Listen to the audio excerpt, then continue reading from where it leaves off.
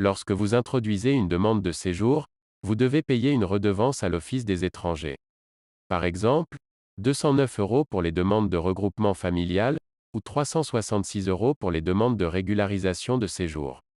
Cela sert prétendument à couvrir les frais administratifs, de personnel notamment.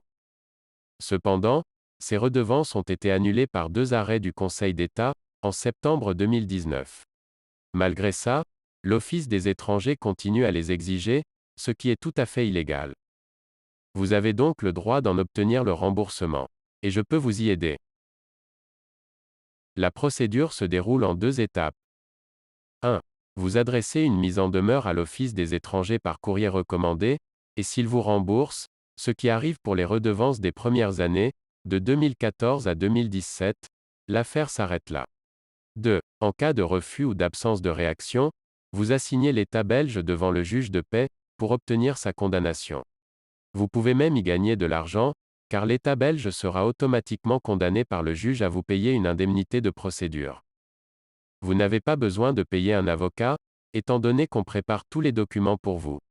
Soit vous faites tout vous-même, avec notre aide, soit vous remettez nos documents à un avocat pro-déo, qui sera ravi de pouvoir être payé par l'État, simplement pour aller faire le pot de fleurs devant le juge.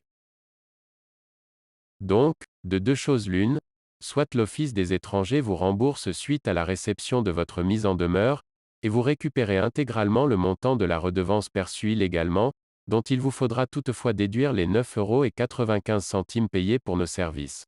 Soit l'Office des étrangers refuse de payer malgré votre mise en demeure, et vous devez la signer devant le juge de paix. Dans ce cas, vous récupérez l'intégralité de la redevance, plus les frais d'huissier que vous devrez avancer si vous ne faites pas appel à un avocat pro-déo, plus une indemnité de procédure de 180 ou 240 €, selon le montant de la redevance que vous aviez payée. De ces montants, il vous faudra évidemment déduire les frais liés à notre intervention, soit 9,95 € pour la mise en demeure, et 19,95 € pour la citation. Bref, dans tous les cas, un bénéfice net de 150 ou de 210 €. Et en prime, la satisfaction d'avoir donné une raclée à l'État.